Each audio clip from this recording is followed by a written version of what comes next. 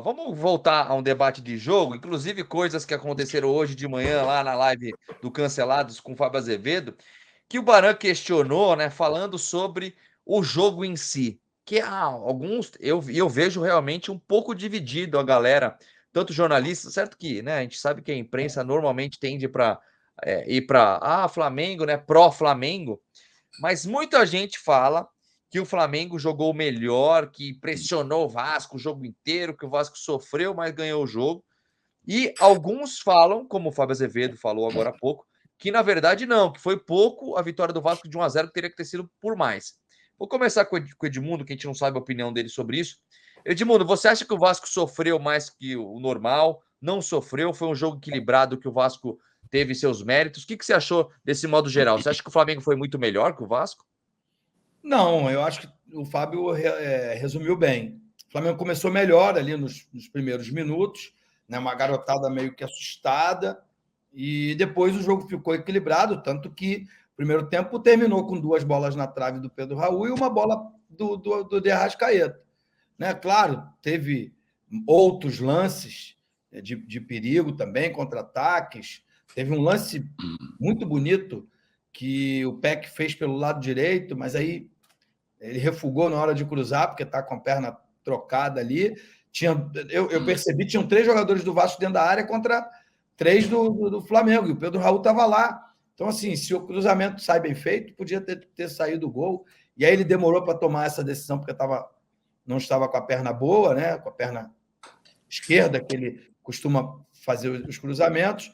E aí parece que o Ayrton Lucas, eu acho que fez a falta nele ali, ou até eles até discutiram nesse lance. Eu acho que o jogo foi de igual para igual, cada um com a sua proposta. Claro que o Flamengo tem uma proposta mais ofensiva, e o Vasco foi um time que se fechou mais, até pela escalação, para sair e explorar os contra-ataques, mas quando saía, levava o tempo todo perigo para a defesa do Flamengo. Acho que o jogo foi de igual para igual. Tem o mérito do Léo Jardim. Se o goleiro não puder trabalhar, gente, é melhor tirar ele de lá. Ele tem a obrigação de trabalhar.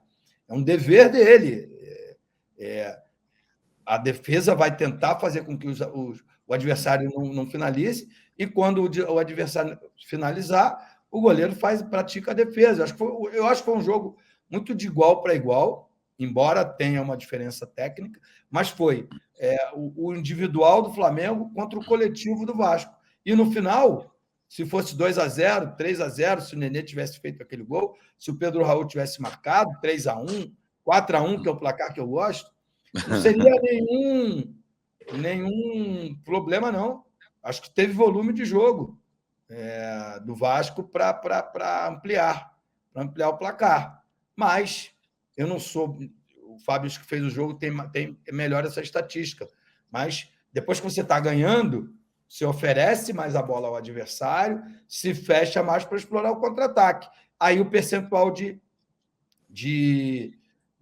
posse de bola aumenta, de finalização também, mas finalizações no gol não foram tantas assim, não teve tantos milagres. Acho que teve um chute do Cebolinha, de fora da área, um chute do Matheus Gonçalves também, mas de time que ronda a área, ou efetua o cruzamento, e aí a zaga se comportou muito bem, ou chuta de fora da área, e o goleiro vai tentar fazer a defesa. Nada de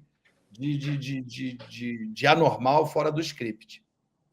Vamos lá, Fábio, vou passar para você. Antes eu tenho as estatísticas aqui do jogo. Vamos lá. Posse de bola foi 62% para o Flamengo contra 38% do Vasco. Finalizações, modo geral, 26 para o Flamengo e 9 do Vasco.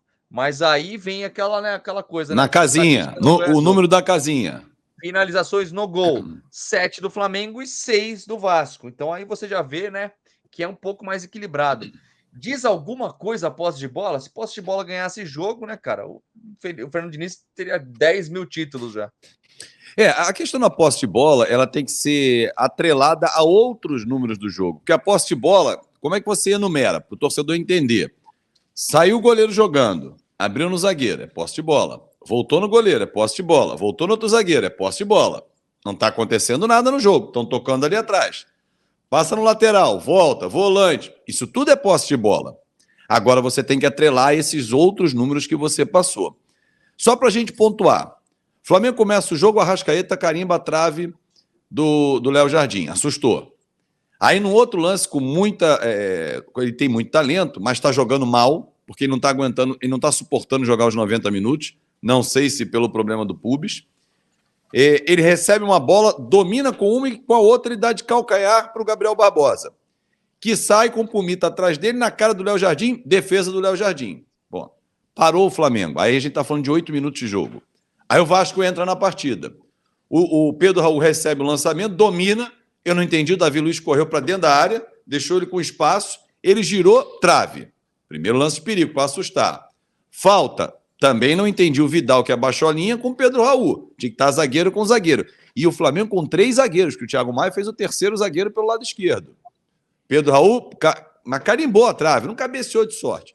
E o Vasco criou a oportunidade. E aí o jogo está igual. Esse lance que o Edmundo lembrou, um contra-ataque, que o Peck passa de passagem e aí faltou a direita e ele achou que foi falta do Ayrton Lucas, discutiram depois ali e tal. Aliás, o árbitro foi bem no jogo.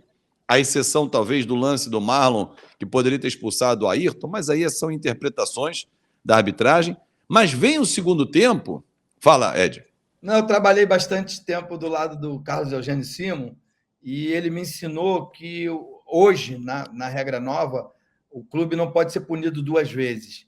Uma vez que deu o pênalti, né, não precisa dar o cartão. Então, eu ouvia muito velho falar isso, né? O Simon, um brilhante comentarista, foi um brilhante árbitro. Aí eles não se entendem, porque aí ontem o Sandro Meirahit, não. Como não estava em disputa na bola, ele trocou a jogada, o Ayrton, para puxar o Marlon, merecia o vermelho. Aí são as interpretações que eu confesso que eu não consigo entender, né? Não, mas é perfeita a observação, porque eu também sempre ouvi isso do Simon. Seria uma dupla punição, né? E aí nem seria um segundo amarelo, porque eu acho que o Ayrton não tinha ontem, seria um vermelho direto. Mas, enfim, veio o gol do Vasco. O Vasco criou muito mais no segundo tempo. Quando é que ele cria muito mais? Ele tem o lance do pênalti do Pedro Raul, ele tem a bola que o Figueiredo rouba, dá no Nenê, ele tem a bola que o Marlon Gomes é fazendo um gol de placa, que ele vem da esquerda, passa por 2, passa por 3, no quarto aí ele bateu mascado, talvez se ele servisse o Pedro Raul, poderia ter feito o gol. Melhor. Enfim, aí o Ed lembrou, tem o chute do Cebolinha, que o Léo Jardim fez uma grande defesa. Chute do Gabigol, foi ali meio no cantinho, mas uma defesa normal. Chute de fora da área do Everton Cebolinha, do Matheus, defesa. Aí que você disse, 26 finalizações, mas tudo por cima, pelo lado. Então, assim, efetivamente chegou ali, botou o Vasco em risco. Quando é que eu senti o Vasco em risco? Quando perdeu o pênalti, o time sentiu, o Pedro Raul, que estava fazendo uma boa partida, sentiu. Aliás, ele botou o Davi Luiz no bolso, jogou pra cacete, porque ele estava contra 3 zagueiros, mas em especial o Fabrício e o Davi Luiz, que acabou saindo. E aí a torcida sentiu, a do Flamengo falou, opa, dá para ir. Agora nós vamos passar por cima. A Arrascaeta estava morto em campo, não estava aguentando correr. O Everton Cebolinha entrou bem, mas assustou ao ponto de, a bola passou raspando o tempo todo, nada. Capasso entrou muito bem no jogo, numa fogueira, porque o cara não jogava desde outubro, né? São 5 meses sem entrar em campo, não conhecendo ninguém, com 2, 3 semanas de treino.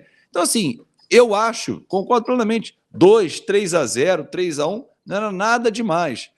Vocês estão comemorando que ganharam do Flamengo. Ué, quando o Vasco ganhou do Botafogo, não era para comemorar. Quando ganhou do Treino, não era para comemorar. Do Boa Vista, não era. Do Flamengo, não era. Quando é que se comemora o futebol? Quando perde? Perdemos, mas jogamos de igual para igual. Para, né? Aliás, você falou disso de finalizações, lembrando que as 2 bolas na trave não são contadas como chutes a gol. Ou seja, o Vasco teria 8 finalizações, entre aspas, a gol perigosas, contra 7 do Flamengo, porque chute na trave não é considerado chute no gol, tá, gente? Isso aí também é uma outra coisa importante para a gente falar.